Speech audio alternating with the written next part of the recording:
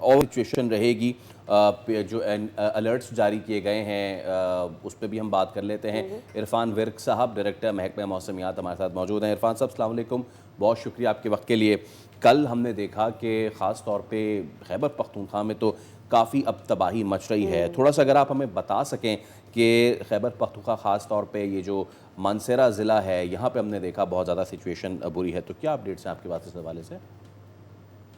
وعلیکم السلام جی. سب سے پہلے تو یہ ہے کہ ایسا ہے کہ یہ محکمہ موسمیات نے اس کی پہلے ایک ایڈوائزری جاری کی تھی جس میں باقاعدہ لکھا ہوا تھا 18 سے 25 کے درمیان میں جو بارشیں ہیں یہ شمالی علاقہ جات میں ہوں گی. اور اس کے علاوہ جو ہم نے بتایا تھا کہ 20 سے 23 تاریخ کے درمیان میں جو بارشیں ہوں گی وہ آپ کے پاس جو بالائی پنجاب کے علاقے ہوں گے, وسطی پنجاب کے علاقے ہوں گے, یہاں پر بھی ہوں گے.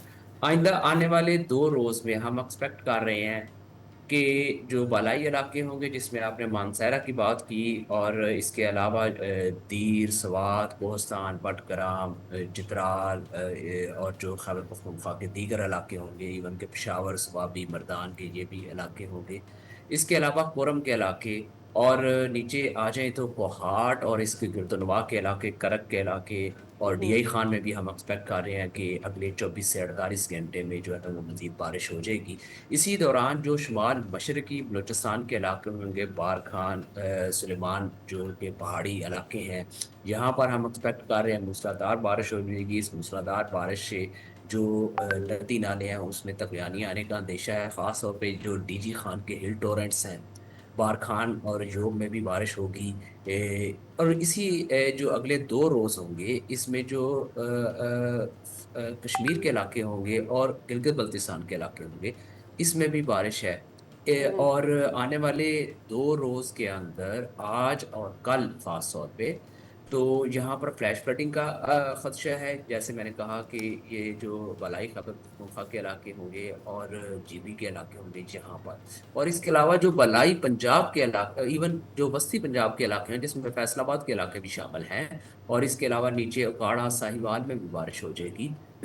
اور اسی دوران جو لاہور, گوجرانوالا, سیالکوٹ, نارووال, یہ جو پٹی ہوگی اس میں ہم ایکسپیکٹ کر رہے ہیں کہ اگلے 48 گھنٹوں میں بعض علاقوں میں موسلادھار بارش ہے. اس موسلادھار بارش سے جو ہے وہ یہاں پر اربن فلڈنگ ہونے کا خدشہ ہے. جیسا کہ اگر ہم دیکھیں تو پچھلے گزشتہ 24 گھنٹے میں گوجرانوالا میں اب تک 142 ملی میٹر بارش ریکارڈ کی جا چکی ہے.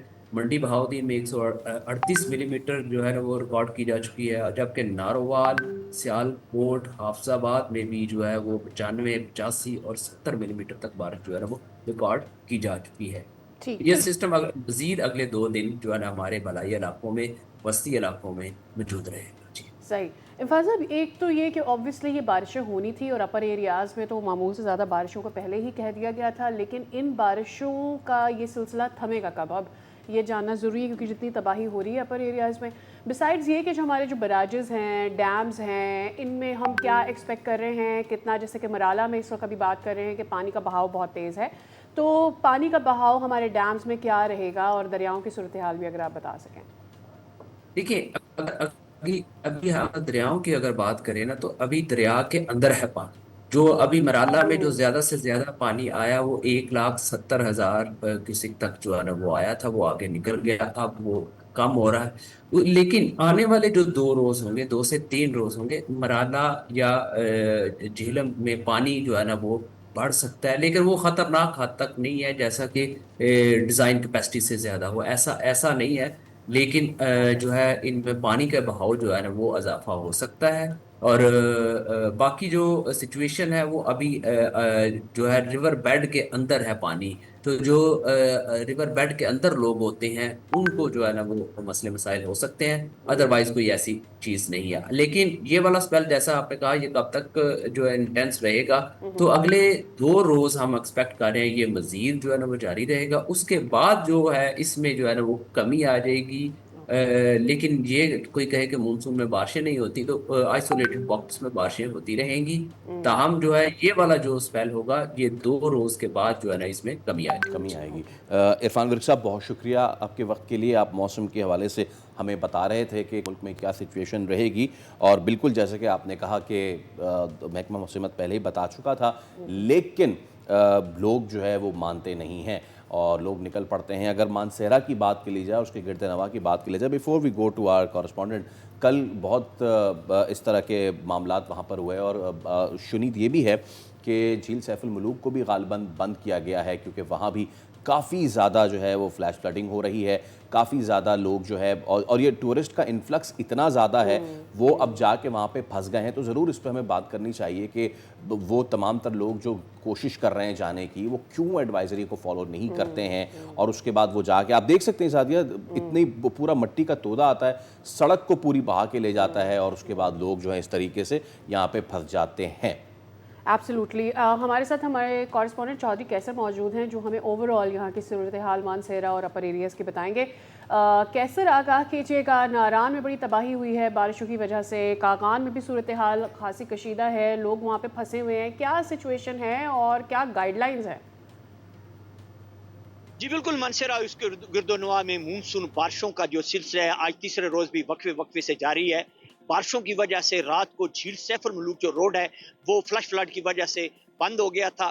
ضلعی 500 جو جیپیں ہیں وہ وہاں پر پھنس گئی تھی. سیاحوں کو ضلعی انتظامیہ نے بر وقت کارروائی کرتے ہوئے محفوظ مقام پر منتقل کیا ہے، اور عارضی طور پر جو ہے بھاری مشینری کے ساتھ جو ہے روڈ کو کلیئر کر دیا ہے. اگر ہم یہاں پر بات کریں بابو سٹاپ کی، بابو سٹاپ جو ہے روڈ وہ بھی سوچ کے مقام پر رات کو فلش فلڈ کی وجہ سے بند ہو گیا تھا.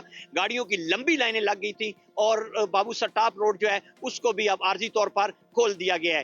وادی کغان کی اگر ہم بات کریں، وادی کغان کے اندر اس وقت تک 6 جو رابطہ پل ہیں وہ دریا برد ہو چکے ہیں. سیرن ویلی کے اندر اس وقت تک 4 مکانات اور ایک ہوٹل جو ہے اسے جزوی طور پر نقصان پہنچا ہے. محکمہ موسمیات کی پیشگوئی کے مطابق بارشوں کا جو سلسلہ ہے یہ وقفے سے 25 جولائی تک جاری رہے گا، جس کی وجہ سے فلش فلڈ اور لینڈ سلائڈنگ کا خطرہ ہے. جی چلیے کیسر، آپ ہمیں اپڈیٹ کر رہے تھے، اور ایک بار پھر دست بدست درخواست تمام تر ان سیاح حضرات سے جو موسم کا اور ان جگہوں کا لطف اٹھانے جا رہے ہیں، خدا کا واسطہ ایڈوائزری دیکھ کے نکلیں. یہ نہ ہو کہ آپ اپنے فیملی کے ساتھ ان سڑکوں پہ رول رہے ہوں.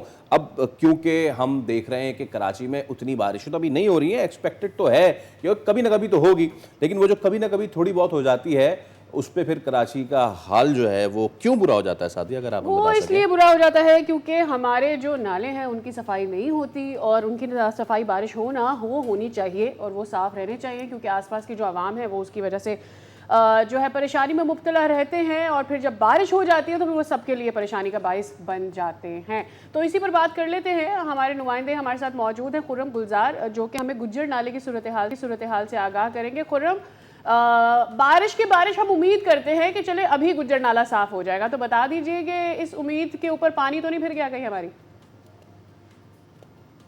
دیکھیں بالکل طرح اس سال بھی جب مونسون کی آمد ہے تو ہم یہ دیکھ رہے ہیں کہ دعوے کیے جا رہے ہیں کہ شہر کے جو بڑے نالے ہیں ان کی صفائی کا کام شروع کر دیا گیا ہے. کئی مقامات پر تو یہ بھی دعویٰ سامنے آیا کہ کام مکمل کر لیا گیا ہے.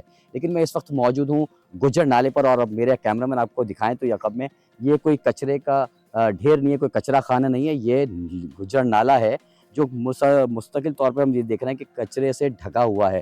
یہ جہاں جہاں پانی کو جگہ ملتی ہے وہاں سے پانی گزر رہا ہے، لیکن صورتحال انتہائی خراب ہے. یہ جو گجر نالہ ہے یہ منگو پیر سے شروع ہوتا ہے، اور شہر کے جو مختلف علاقے ہیں جس میں گلبرگ آتا ہے، جہاں ایک بڑا نالہ جو ہے وہ کہلایا جاتا ہے، اس کی بھی صورتحال ہم نے کچھ دن پہلے اپنے پروگرام میں ہی آپ کو دکھائی تھی کہ کس طرح کی صورتحال ہے اس گجر نالے کی. وہ نالہ گلبرگ کے بعد نارتھ ناظم آباد ہے، ناظم آباد اور پھر لیاقت آباد سے ہوتا ہوا تینٹی میں لیاری ندی میں جو ہے وہ شامل ہو جاتا ہے. ایک شہری جو یہاں کے مقامی ہیں یہاں موجود ہیں، ان سے بات کرتے ہیں. کیا کہتے ہیں، کیا صورتحال ہے، صفائی کی کیا صورتحال ہے؟ گجر نالے کا تو بہت برا حال ہے. دیکھیں صورتحال تو ایسی ہے کہ ہم نے سنا ضرور ہے لیکن کبھی اپنی آنکھوں سے نہیں دیکھا کہ یہاں پہ صفائی باقاعدگی سے ہو رہی ہے، یہاں پہ صفائی کا کوئی سسٹم نافذ ہوا ہے. یہ کچرا انتہا مطلب منو ٹنوں کے حساب سے کچرا ہے، اور اس کی پوزیشن یہ ہے کہ اگر آپ دیکھیں گے تو اطراف کے جتنے گھر ہیں، جتنے علاقے ہیں، تو وہاں پہ ایسا تعفن پھیلتا ہے جس سے بچے بڑے سب بیمار ہو رہے ہیں، بوڑھے. اور یہ मुसलसल हम लोग मुश्किलात का शिकार हैं, और इसी तरीके की सूरत हाल ये अतराफ़ की जितनी गलियाँ हैं वहाँ पे भी इसी तरीके से मनो टनों के हिसाब से कचरे पड़े हुए हैं, लेकिन कोई देखने वाला नहीं है। बिल्कुल, ये जो यहाँ के मुकामी हैं इनका यही कहना है कि यहाँ सफाई सुथराई का जो है वो काम तो होता है, लेकिन मशीनरी आती है, लेकिन जिस तरह से इस नाली की सफाई होनी चाहिए उस तरह से नहीं होती। यही वजह है कि कचरा जो है वो यहाँ पे वाज़े तौर पे दिखाई दे रहा है, जो अब तो टीले की शक्ल में बन गया, जिसकी हाइट हम बताएं तो तकरीबन 4-4 फीट के करीब जो है वो यहाँ कचरा दिखाई दे रहा है। यही सूरत हाल पूरे इस गुज्जर नाले की है, जो कि इंतहाई ख़राब सूरत हाल है, और इलाका मकीन भी यही मुतालबा करते दिखाई दे रहा है कि इन नालों की खुर्रम सफाई गुलजार, आप एक मरतबा फिर कराची की एक ऐसी दुखती रग पे हाथ रख रहे थे कि जिसका कोई पुरसाने हाल नहीं है। वेल, क्या कह सकते हैं सादिया इस पे? ये वो नाला है, अगेन ये गटर नाला नहीं है, ये बरसाती नाला है, इसको साफ़ रहना चाहिए, लेकिन बस क्या कह सकते हैं इस पे सादिया साहब? एक्चुअली यहाँ पर जो आसपास की आबादियाँ हैं उन्हें डांट पिला दी जाती है कि भाई आप क्यों रहते हैं यहाँ पर, अगर आपको इस नाले आप की वजह क्यों से कचरा बीमारियाँ फेंकते हो जाती हैं, आपके बच्चे बीमार हो जाते हैं, ये सब आपका कसूर है कि आप इस नाले के अतराफ रहते हैं, और सिंध हुकूमत का तो कोई कसूर नहीं है, वो तो नाले की बाकायदगी से सफाई करती है, लोग यहाँ पे कचरा फेंक देते हैं, और ये जो कचरा है ये कचरा भी नहीं है। सब्सक्राइब करें और बेल दबाएं ताकि कोई खबर रह न जाए।